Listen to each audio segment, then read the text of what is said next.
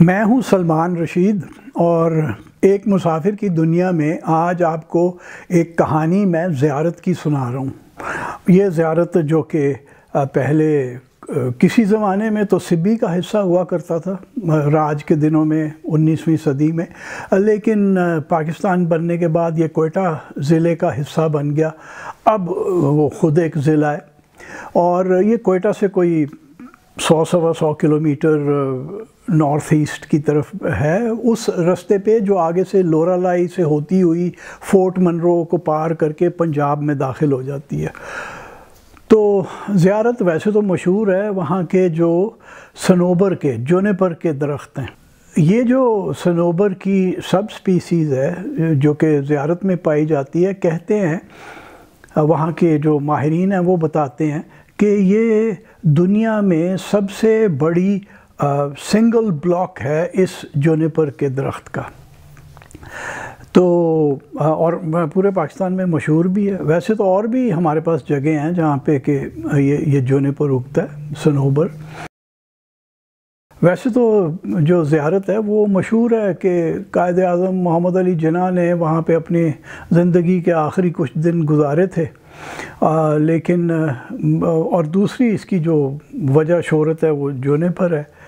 آج میں آپ کو جو لے کے جا رہا ہوں وہ ایک وادی ہے جو کہ زیارت شہر سے کوئی 22-23 کلومیٹر اسی لورالائی والی سڑک پہ ایک آبادی ہے چھوٹی سی، چوتیر جسے کہتے ہیں۔ اور چوتیر کا نام میں بتا دوں کہ تو وہاں کی جو یہ سب کاکڑ لوگ ہیں نا زیارت کے اندر، اور ان کی زبان کے اندر کا مطلب ہے کاریز، وہ جو بلوچستان کی مشہور زیر زمین نہریں ہیں جن سے وہ آبپاشی کرتے ہیں، اپنی کھیتوں کو پانی دیتے ہیں، اور تیر کا مطلب ہے تالاب، یعنی کاریز والا تالاب۔ تو چوتیر سے تھوڑا مزید آگے کوئی 17 کلومیٹر آگے جائیں تو سیدھے ہاتھ کو جو آپ کو پہاڑیاں نظر آ رہی ہیں وہ نیشپا وادی ان پہاڑیوں کے بیچ میں ہے۔ نیشپا کے بارے میں کہا جاتا ہے کہ جی ایک زمانے میں اس کا جنگل اتنا گھنا تھا کہ اس کے اندر کوئی دن میں بھی لوگ جاتے ہوئے ڈرتے تھے کہ اس کے اوپر تو سورج کی روشنی تک نہیں پڑ سکتی تھی، وہ گھنے جنگل کی وجہ سے، اور جنگلی جانور بے شمار تھے، تو لوگ ڈرتے تھے جانے سے۔ اور کہتے ہیں کہ جی رات کو جو تھا نا پھر بھوت پریت کا بسیرا ہو جاتا تھا جنگل کے اندر، تو بھی کوئی نہیں جا سکتا تھا۔ اچھا، نیشپا جو ہے وہ ایک بڑی خوبصورت جگہ ہے، وادی بھی خوبصورت ہے، اور اس میں جو گاؤں ہے نیشپا، وہ میں آپ کو چند تصویریں دکھا دوں کہ یہ جو گھر آپ دیکھ رہے ہیں ان کی چھتیں جو ہیں وہ ساری صنوبر کی چھال سے ڈھکی ہوئی ہیں۔ کہتے ہیں کہ جی صنوبر کی چھال جو ہے جب آپ اس کو اس طرح سے کر کے اوپر چھت پہ بچھا دیں تو جو برف جب پگھلتی ہے، اور برف خوب پڑتی ہے یہاں پہ، تو وہ برف کا پانی اندر نہیں آ سکتا۔ اور چونکہ نیشپا جو ہے وہ زیارت سے تھوڑا سا اونچا ہے، تو جو زیارت کے بھیڑ بکری پالنے والے لوگ ہیں نا وہ گرمیوں میں یہاں آ جاتے ہیں اور سردیوں میں واپس زیارت آ جاتے ہیں۔ تو وہ جب میں گیا ہوں تو یہاں پہ کوئی نہیں تھا، کیونکہ ابھی گرمیاں شروع نہیں تھیں، مارچ اپریل کا مہینہ تھا۔ تو یہ یہاں پہ نیشپا کے جو گاؤں ہیں اس کے یہ گھروں کی آپ نے چند تصویریں دیکھ لی۔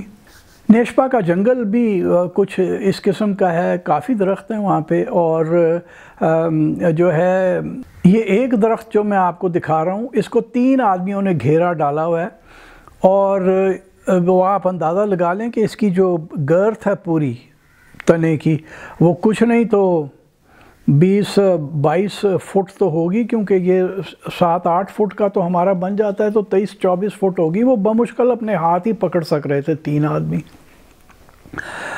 تو میں نے جب پوچھا ایک صاحب سے تو انہوں نے بتایا کہ جی ویسے ہی صنوبر کا جو درخت ہے اسے ہم لیونگ فاسل کہتے ہیں، کیونکہ یہ تو ہزاروں سال پرانے ہوتے ہیں، بہت آہستہ آہستہ یہ بڑے ہوتے ہیں۔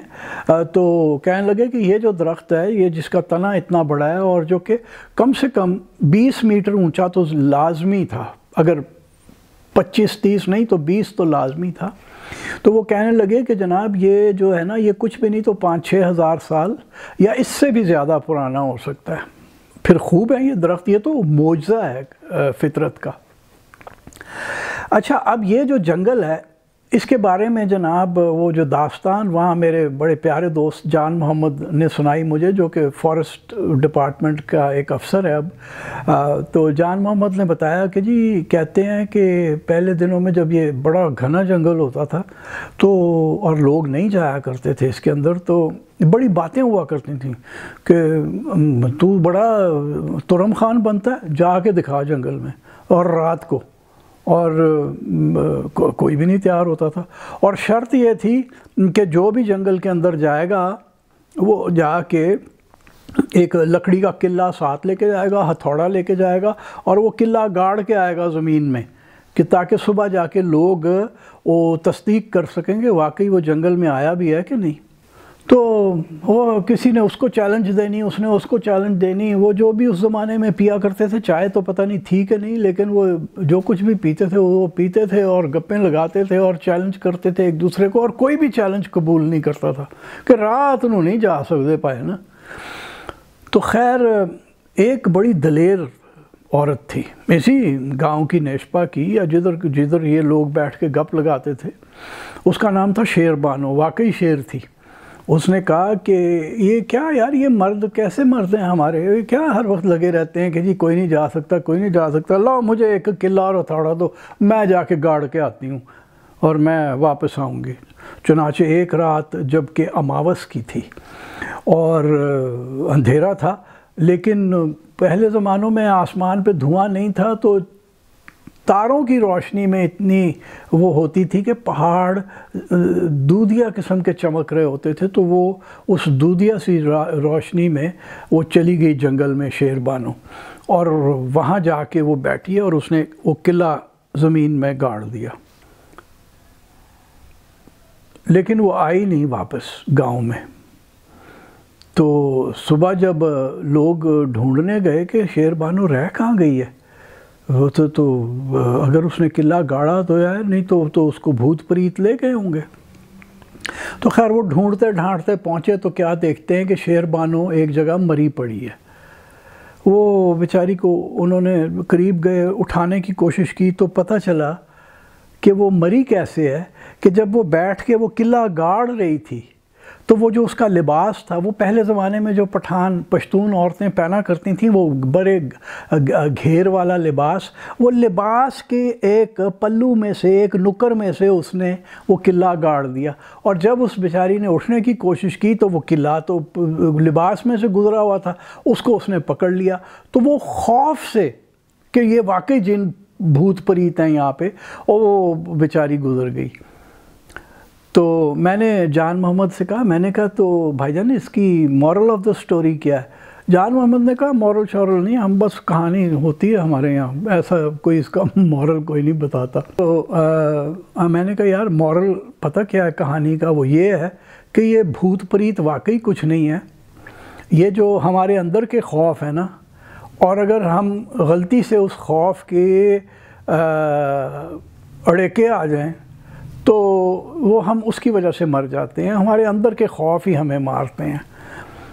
بہرحال یہ تو تھی کہانی شیر بانو کی.